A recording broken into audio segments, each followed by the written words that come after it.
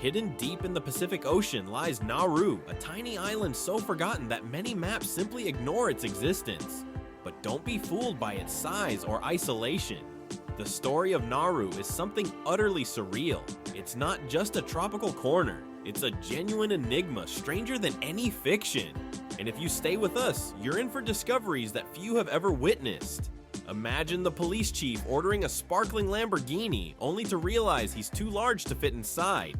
This scene vividly captures the paradoxical world of Nauru, where luxury meets crisis and obesity and poverty coexist in the most absurd ways. Even the name Nauru itself, translated from Finnish, means laughter. A painfully ironic detail for a country gripped by despair. Widespread poverty, a corrupt government, and scandalous migrant detention centers define it.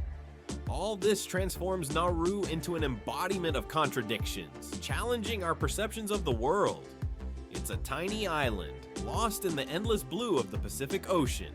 If ever there was a definition of complete isolation, Nauru fits it perfectly. It's barely visible on most maps, and the nearest island, Banaba in Kiribati, is over 300 kilometers away. The nearest mainland is 1,000 kilometers across the ocean. Brisbane, Australia is nearly 3,000 kilometers away. The flight takes more than 5 hours. And Oahu, Hawaii is over 4,000 kilometers away. Nauru is one of the most remote places on the planet.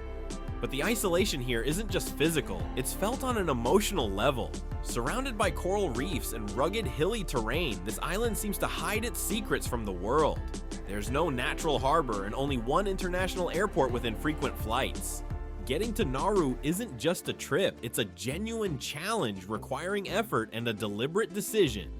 And yet, it's precisely this remoteness that makes Nauru special. Nature here is astonishingly untouched, like a self-contained world where the biosphere exists on its own, almost without the interference of progress. The coral reefs unveil an underwater world that seems frozen in time. Inland, there's wild nature and a sense of time stretching out. Such a pristine corner of nature is almost impossible to find today. Nauru holds an air of mystery that stays with everyone who visits. Thanks to its remoteness, it has managed to preserve a way of life long vanished from other parts of the world. Wild, vibrant, and alive, despite its size, the island seems forgotten by progress, tourists, and perhaps even time itself. In the following chapters, we'll explore how the Nauruan people live in this remote corner of the earth and what their daily life truly looks like when the rest of the world feels so distant. Nauru, a tiny island in the Pacific Ocean, covers just 21 square kilometers, making it the third smallest country in the world by area after the Vatican and Monaco. Imagine an entire country smaller than most urban districts. You can drive around the entire island in 30 minutes, a fact that astonishes everyone visiting for the first time. Instead of cities and towns, individual buildings are marked on the map. This serves as clear proof of how compact and self-contained the island is. Its infrastructure is equally surprising. The main road follows the coastline, forming a ring approximately 30 kilometers long. But here's an unusual detail. The airport's single runway crosses this road.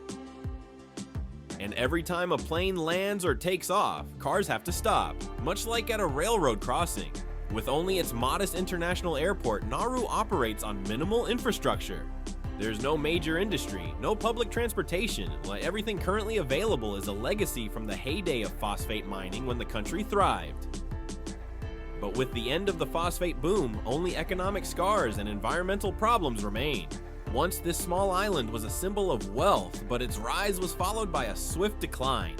The story of Nauru's rise and fall is one of the most incredible you'll ever hear, and this is just the beginning. Before we delve into the darker chapters, I want to ask one thing of you. If you find these deep travel explorations interesting, please hit the subscribe button and turn on notifications. This helps us share these hidden stories with you. Let's continue this journey together. Our journey begins in 1798 when British Captain John Fearn discovered a green, untouched island in the Pacific Ocean. He was so captivated by its peaceful beauty that he named it Pleasant Island. Back then, Nauru was home to a small indigenous community living in harmony with nature. Their lives revolved around fishing, agriculture, and traditions passed down through generations. But with the arrival of Europeans, everything changed. Trade in everyday goods soon shifted to supplies of alcohol, tobacco, and firearms. All of this soon disrupted the island's delicate balance. Tensions mounted, and in 1878, a drunken dispute escalated into a brutal civil war that lasted nearly 10 years and claimed a third of the population. In 1888, the German Empire established control over Nauru, imposing colonial rule that suppressed local traditions and replaced them with foreign laws. Indigenous culture retreated under the pressure of European interests, and then came the discovery that would define Nauru's destiny for decades: phosphates. In the early 20th century, vast deposits were discovered. And by the 1970s and 80s, Nauru became one of the wealthiest nations per capita. Driven by the demand for fertilizer, the tiny island became a global supplier, and for a brief period, money flowed abundantly. Nauruans embraced a modern lifestyle filled with imported goods and rapid development. But the boom was short-lived. A lack of long-term planning, widespread corruption, and total reliance on phosphates set the stage for disaster. By the late 1990s, nearly all resources were exhausted, plunging the country into economic collapse. Stay with us to learn how one mineral brought Nauru both unimaginable wealth and devastating ruin. In the meantime, if this story has captivated you, please hit the subscribe button and enable notifications. Your support helps us bring forgotten stories from the farthest corners of the earth to the world. In 1899, British geologist Albert Ellis made a discovery that would forever alter the fate of a tiny Pacific island. While visiting the Sydney office of the Pacific Islands Company, he noticed that a seemingly ordinary rock being used as a doorstop was actually rich in phosphate, a vital component for fertilizers. This moment thrust the obscure island of Nauru onto the global stage. Mining commenced soon after and rapidly gained momentum. Over the following decades, more than 80% of the island's land was strip mined. These vast phosphate reserves supported agriculture worldwide, making Nauru a significant player in the international economy. But the cost was devastatingly high. The land was stripped bare, and much of Nauru's natural beauty vanished, replaced by a scarred, barren landscape. When Nauru gained independence in 1968, it took control of its phosphate resources and established the Nauru Phosphate Royalties Trust to manage the revenue. For a brief period, the island became the wealthiest nation in the world per capita. The trust fund grew to over $1 billion, and wealth flowed abundantly. The future seemed incredibly bright. From a forgotten doorstop to global wealth, the story of Nauru's phosphate is truly astonishing. Now, here's a question. What would you do with such a fortune? Share your thoughts in the comments below. For a fleeting moment, Nauru was literally swimming in wealth.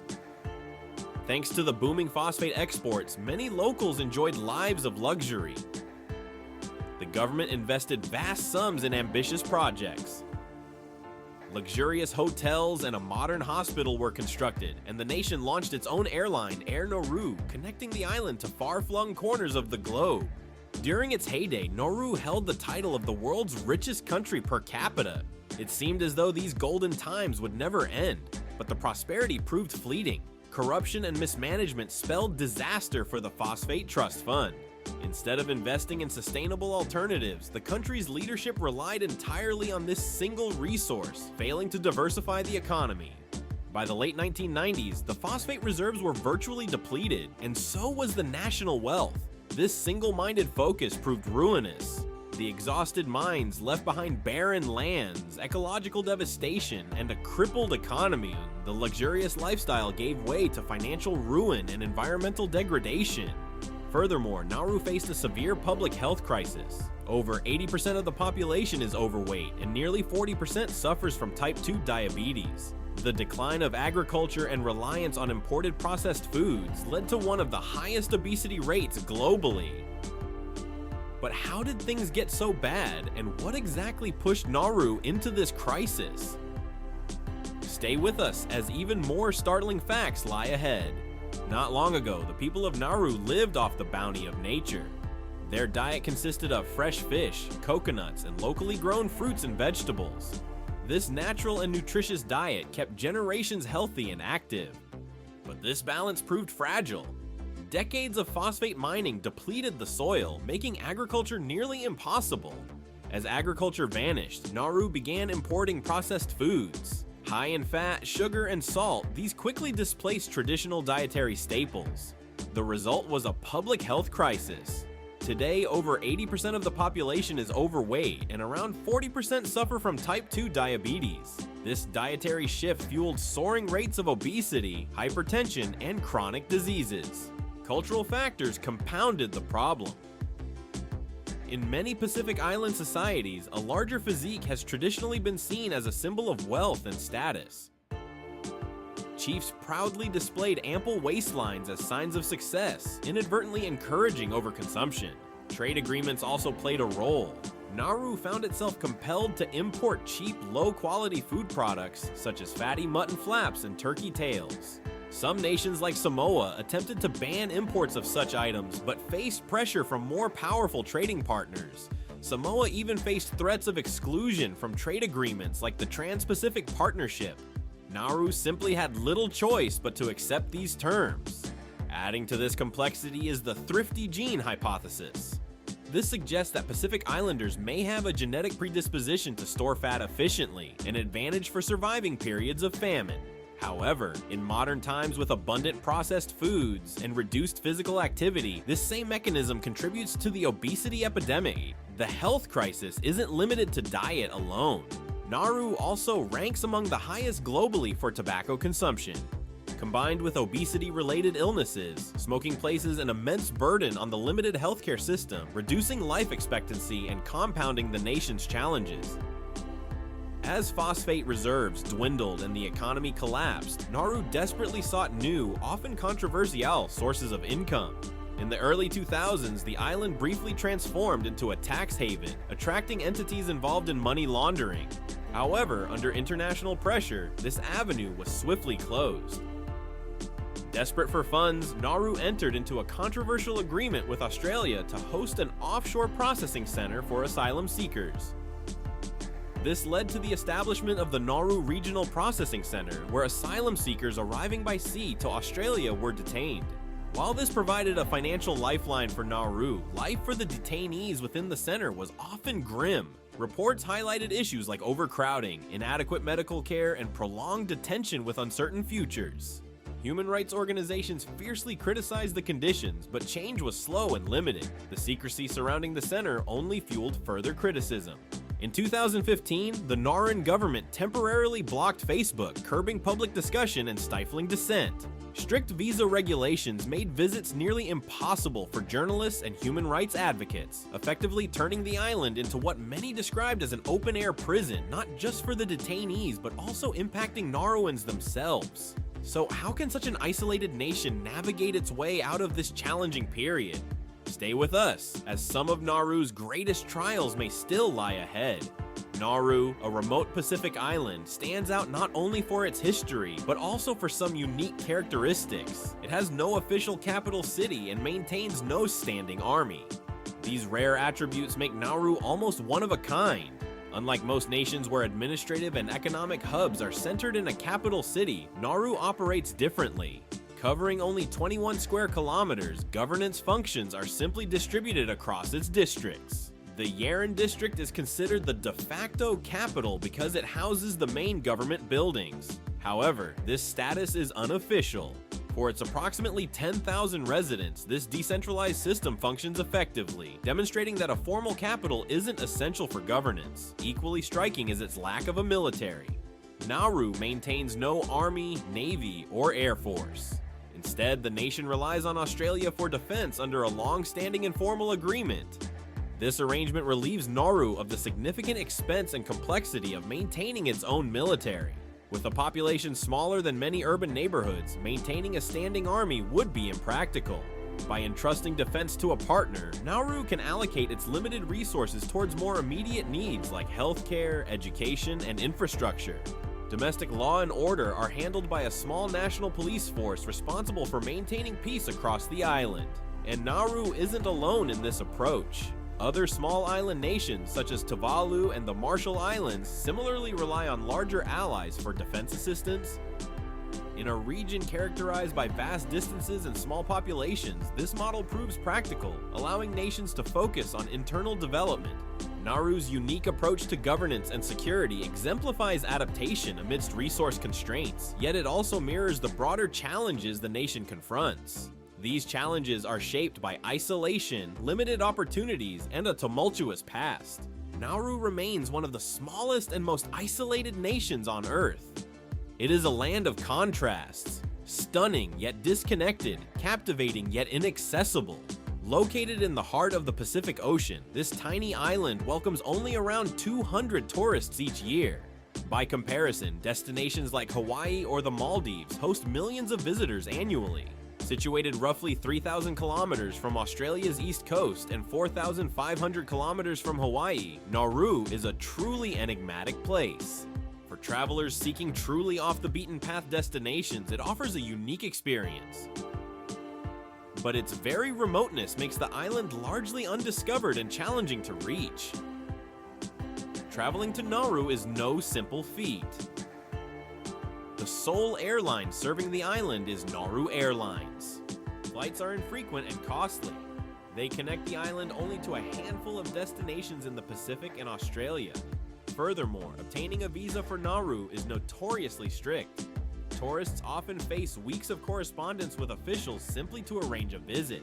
Due to the combination of infrequent flights, high travel costs, and demanding visa requirements, only the most determined travelers make it to the island.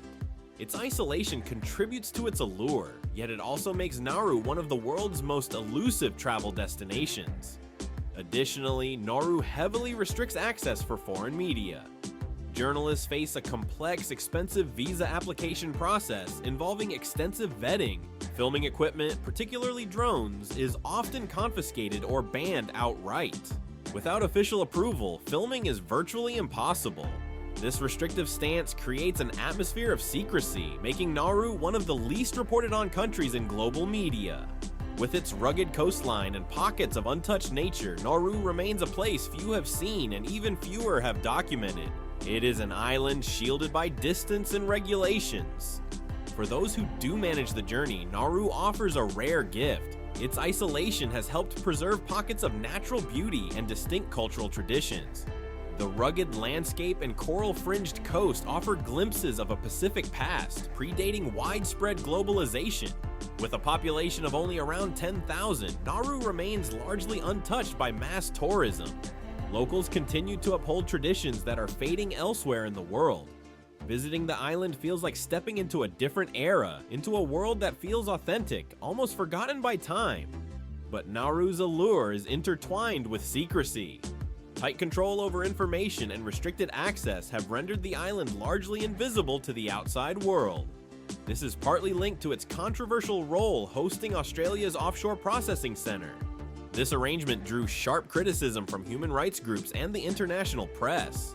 In an effort to control the narrative, Nauruan authorities imposed severe restrictions on journalists and foreign visitors. Media personnel face close scrutiny, equipment confiscation, and potential inspection of personal devices to prevent unauthorized recording. Consequently, the country remains largely veiled in secrecy, shielded from outside observation. But for those interested in the intersection of geopolitics and life on a remote island, Nauru presents a compelling, though elusive case study. The challenges of access, combined with the sensitive political situation, make the island a subject of quiet but intense debate, a nation seldom seen, frequently misunderstood, and largely unknown. Nauru's story serves as a sobering cautionary tale about the consequences of resource exploitation, environmental catastrophe, and the enduring struggles of a small island nation. Once a tropical paradise, much of it is now a barren wasteland scarred by decades of phosphate mining. What began as a source of immense wealth ultimately devastated the island's environment, economy, and traditional way of life. The very resource that made Nauru one of the world's wealthiest nations per capita in the mid-20th century also precipitated its downfall. Discovered in the early 20th century, these phosphate deposits turned Nauru into a major exporter, primarily to Australia, New Zealand, and the United Kingdom. The island's prosperity seemed boundless, but this apparent success came at a steep price. By the 1960s, over 80% of the island's land surface had been ravaged by mining. Lush tropical vegetation gave way to jagged limestone pinnacles and infertile soil.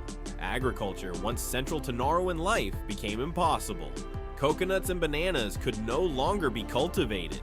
With its land rendered unsuitable for farming, Nauru became heavily reliant on imported food, undermining its economic stability and aspirations for self-sufficiency. The environmental devastation had long-lasting consequences, impacting not just the economy but everyday life. The land could no longer sustain its people, and the damage is almost irreparable.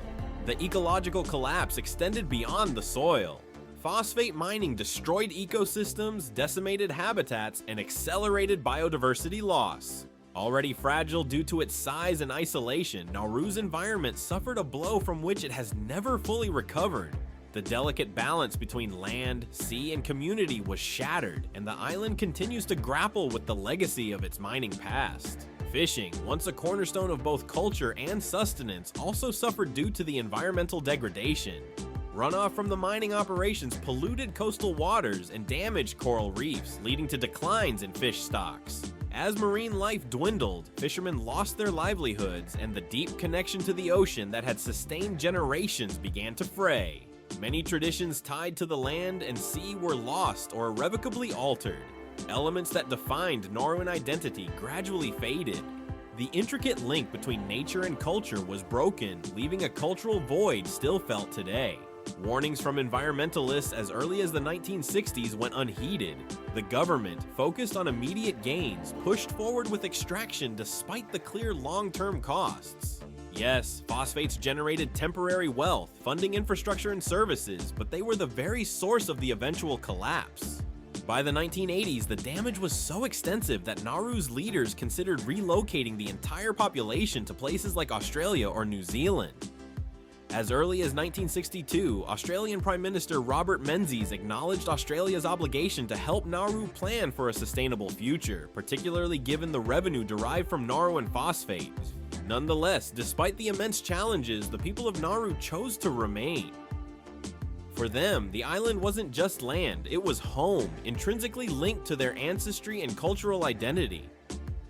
To leave would have meant losing a part of themselves. Today, in 2024, the scars of mining remain a dominant feature and challenge for the island. Rehabilitation efforts, such as reforestation projects, are underway, but progress is slow and costly. The legacy of depleted resources means Nauru faces a long and arduous path toward recovery from an era of exploitation that reshaped it forever. For centuries, the people of Nauru lived in harmony with their island environment, relying on fishing, subsistence farming, and coconut cultivation. Their way of life was sustainable, deeply intertwined with the rhythms of the land and sea. But the arrival of phosphate mining in the 20th century shattered this delicate equilibrium. Fertile lands transformed into barren moonscapes, and the once self-sufficient island was caught in a spiral of environmental and economic crisis. As arable land vanished and freshwater resources dwindled, Nauru grew increasingly dependent on foreign aid and imports. What was once a self-reliant existence became a struggle for survival, leaving the island's future uncertain. Yet amidst the devastation, pockets of Nauru retain glimpses of its former beauty. One such sanctuary is the Wada Lagoon, a freshwater oasis encircled by lush tropical vegetation. In stark contrast to the mined-out topside, this green heartland supports life. It is home to indigenous plants, birds, and aquatic life. It offers a precious window into the island's past ecological state. Wada Lagoon is more than just a natural refuge. It stands as a symbol of resilience and hope, a testament to the fact that fragments of Nauru's natural heritage and identity endure despite decades of devastation. Beyond its ecological importance, Wada Lagoon holds deep cultural significance for the Nauruan people. It serves as a place for reflection, recreation, and connection with the natural world. For the few tourists who venture to this remote island, the experience is marked not only by the landscape, but by the genuine warmth of the local people. Nauruans are known for their friendliness and love of storytelling, offering visitors a rare insight into the island's rich, albeit challenging history. A visit to Nauru blends tranquil charm with stark realities. One traveler recounted a memorable exchange. What's your name? My name is Evening of the Children, and I'm Anthony. Nice to meet you. Such interactions reflect the humor and friendliness that characterize island life. The pace of life is unhurried, and with a population hovering around 10,000, there's a palpable sense of close-knit community. It's a feeling of community rarely found in today's fast-paced world. Although Nauru covers only 21 square kilometers, the island is divided into 14 distinct districts. One visitor quipped, "It's funny, so many districts on an island where you can walk to the next state in just 2 minutes." Each district, however small, possesses its own unique character, adding to the island's distinct charm. You can circumnavigate the island in under an hour, yet it feels larger due to the distinct character imbued in each locale. While the island grapples with environmental degradation and economic instability, its culture remains a vital anchor. Long-held traditions continue to shape daily life, providing guidance amidst uncertainty. Through it all, the resilience and unity of the Nauruan people propel the island forward, demonstrating that even in the face of adversity, community matters most. I truly hope you enjoyed today's video. If you did, please remember to hit the like button and subscribe to the channel so you don't miss future videos filled with emotion and discovery. Your support is crucial for us to continue creating even more captivating content. Don't miss the next video popping up on your screen. I'm confident it will inspire you. Let us know in the comments which country you'd like us to explore in future episodes. Thank you so much for watching, and see you in the next video.